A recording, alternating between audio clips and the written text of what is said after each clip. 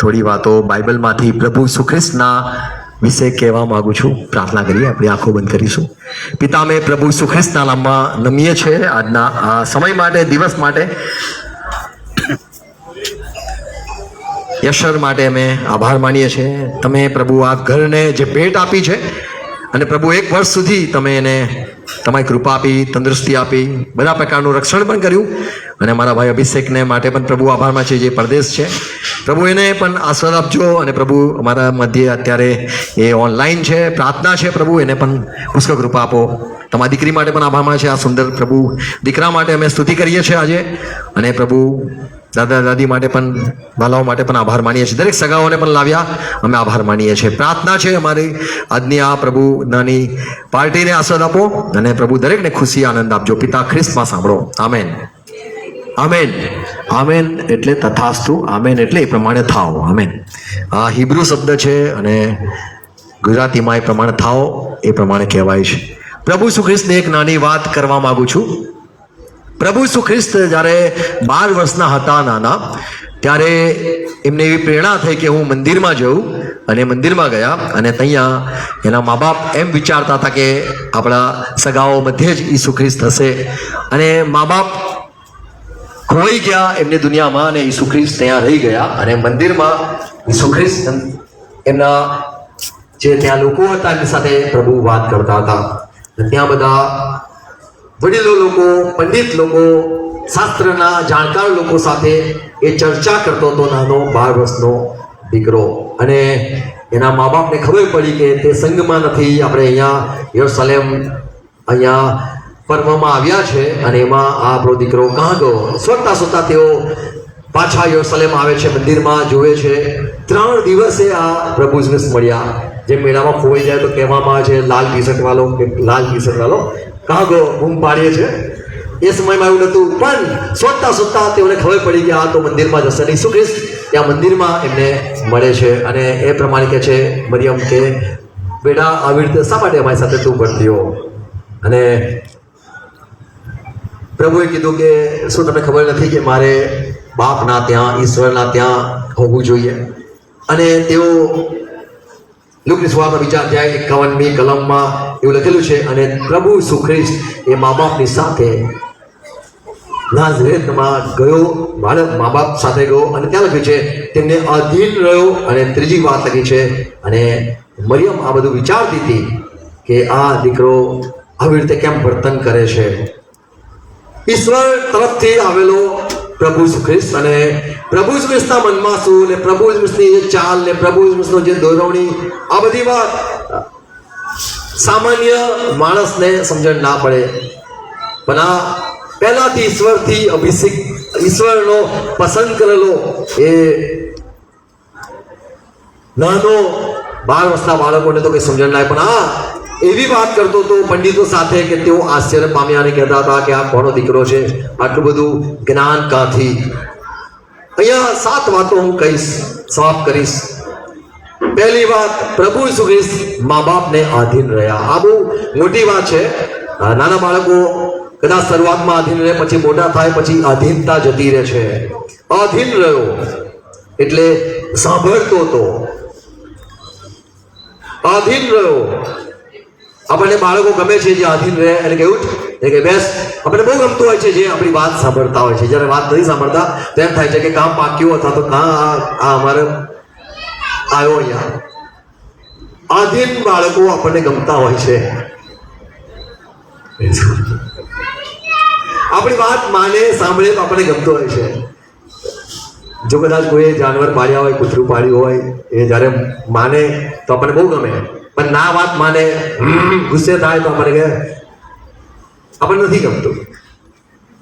પ્રભુ ઈસુ ખ્રિસ્ત મા બાપને આધીન રહ્યો. અને આ પહેલી એક વાત, ઈસુ ખ્રિસ્ત નાનો બાળક, એનામાં આ સારા ગુણ જોઈએ છે. અને ત્યાં લખ્યું છે કે એ તેમને સાંભળતો હતો, આધીન રહ્યો એટલે એમને સાંભળતો હતો, એમનું માનતો હતો. જે કઈ નાની વાત આવે એ બધી વાતને પાડતો હતો. બેટા આ કરી લે, બેટા જલ્દી ઉચકી લે, બેટા જરાક આ સાફ કરી દે, બેટા જરાક પોતું મારી દે. આપણને બાળકો ગમે છે જે આધીન રહે. અને આ ઈસુ ખ્રિસ્તનો જે ગુણ હતો આપણે શીખીએ છીએ કે આ સારો ગુણ આપણા બાળકોમાં આપણે જોઈએ. બીજી એક સત્યતા જોઈએ છે.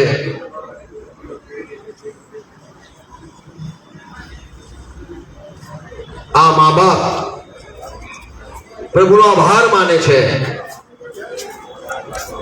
કે જ્યારે બાળક આધીન રહે છે ત્યારે આપણે પણ મા બાપ તરીકે આપણે આભાર માનતા હોય છે કે બહુ સારું બેટા, મને બહુ ગમ્યું, તું મારી વાત માને છે.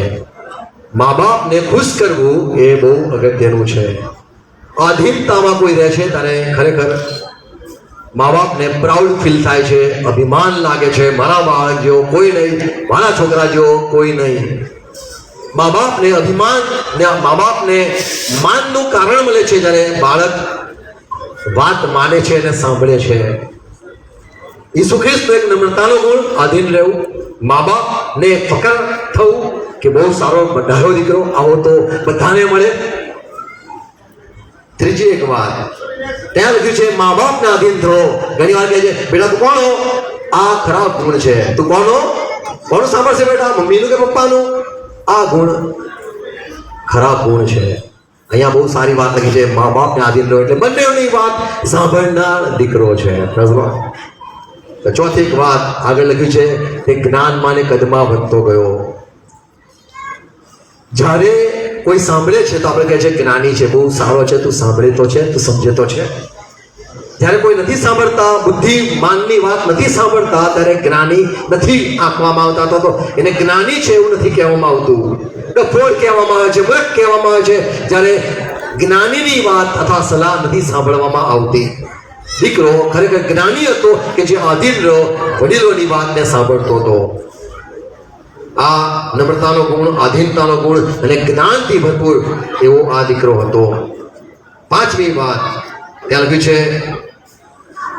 એક પ્રૌઢ દીકરા તરીકે આ ઈસુ ખ્રિસ્ત હતા.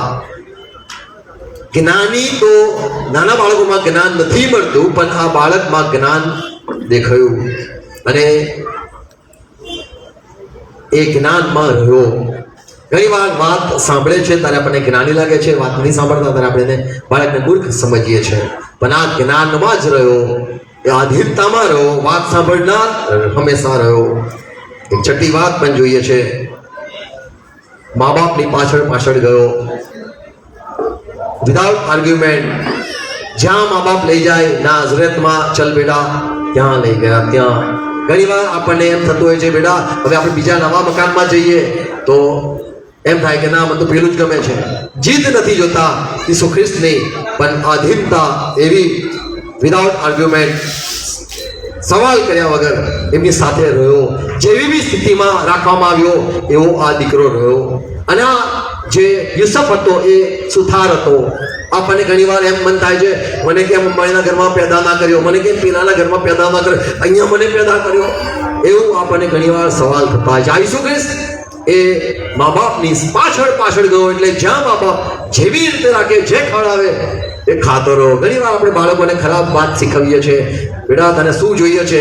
આ સવાલ ખોટો છે. એમ કહેવાનું બેટા હું આ કહું છું તારે આ ખાવાનું છે, આપણી પાસે ઓપ્શન નથી. આમેન. પણ આપણે ઘણી વાર આ ભૂલ કરીએ છીએ, એને મન ફાવે એવું ખવડાવીએ છીએ, એને ગમે એવું બતાવીએ છીએ, રાખીએ છીએ ને એને આપણે બહુ સમજીએ છીએ હું બધું જ તારા માટે કરીશ. આ આદત ખરાબ છે. આધીનતા શીખવવી બાળકોને જરૂરી છે. સાતમી છેલ્લી વાત એ દેવની ને માણસની પ્રશંસામાં વધતો ગયો. મોટા ભાગે અત્યારની વાત કરું તો સંસારમાં જે સાધુ બની જાય, મોટા સંત થઈ જાય છે, મહાત્મા થઈ જાય છે, એ સંસાર ત્યાગી થઈ જાય છે, સંસારને છોડીને જતા રહે છે. આ એવો હતો કે જે માણસોને પણ પ્રસન્ન કરતો હતો, માણસો મધ્ય રહ્યો, નહીં કે જંગલ ગુફામાં કે પહાડો પર જતો રહ્યો કે નદીના ત્યાં રહ્યો. આ એવો દીકરો કે જે સોસાયટીમાં રહ્યો, આ એવો દીકરો કે જે મા બાપ માણસો મધ્ય રહ્યો અને માણસોની પ્રશંસામાં રહ્યો. માણસો પ્રસન્ન થતા એના પર કે બહુ સારો દીકરો છે. જો જંગલમાં જતો રહ્યો તો કોઈ કહેતું નહીં કે મા બાપને ઈશ્વરને ખુશ કરવા જતો રહ્યો અને મા બાપને માણસોને તો કોઈ ફાયદાકારક નતો. આ ઈસુ ખ્રિસ્ત એ માણસો માટે પણ લાભ કરતા અને પ્રશંસા માણસો તરફથી બી એને થતી હતી. દેવની પણ પ્રશંસામાં અને માણસોની પણ પ્રસન્નતામાં તે વધતો ગયો. આવો આ પ્રભુ ઈસુ ખ્રિસ્ત હતા. અને આપણે જ્યારે બાળકોને ઉછેરીએ છીએ તો આ વાતોને એટલા માટે મેં કીધી કે આ ગુણ પ્રભુ દીકરાને આપે. આમેન. આશેર જે શબ્દ છે આશેર એ લેહા યાકૂબની વાઈફ હતી, પહેલી પત્ની હતી. એ ખુશ થઈ ગઈ જ્યારે એને આ દીકરો થયો, અને એનો અર્થ થાય છે હેપી. જ્યારે દીકરાનો જન્મ થયો ત્યારે મને પૂછવામાં આવેલું કે નામ શું રાખવાનું છે, અને એવો લાલો છે એનો બહુ ગમતો, બહુ હેપી છે. આ લોકો કુટુંબ બહુ હેપી થવાના છે, એટલા માટે આ દીકરો છે. Praise lord. તો આના માટે પ્રભુ સ્તુતિ થાઓ. અમે પ્રાર્થના કરીએ. પિતા, અમે ખ્રિસ્ત માનીએ છીએ, આ દીકરા માટે આભાર માનીએ છીએ, કુટુંબ માટે આભાર માનીએ છીએ. પ્રાર્થના છે તમારા દીકરાને હેપી ને આનંદિત રાખજો, ઘર પણ આનંદિત રહે, સોસાયટી વાળા બી આનંદિત રહે, જ્યાં પણ જાય એ બધી વાતમાં પ્રભુ દરેકને પ્રસન્ન કરનાર, અને પ્રભુ હંમેશા દરેક બાબતમાં સંતુષ્ટ, આધીન, વાત સાંભળનાર, માનનાર, જ્ઞાન ને અર્પણથી ભરપૂર બને. અમારી પ્રાર્થના છે. આભાર ફરતી પ્રભુ આ વચનો માટે, આ વાતો માટે. પ્રભુ પૃથ્વી પર તમે જે જીવન વિતાવ્યું એને સ્મરણ કરતા એ વાતોને અમે પ્રભુ યાદ કરીએ છીએ અને તમારો આભાર માનીએ છીએ. એવો જ દીકરો આ તમારો દીકરો બને અમે પ્રાર્થના કરીએ છીએ. Amen. Thank you very much.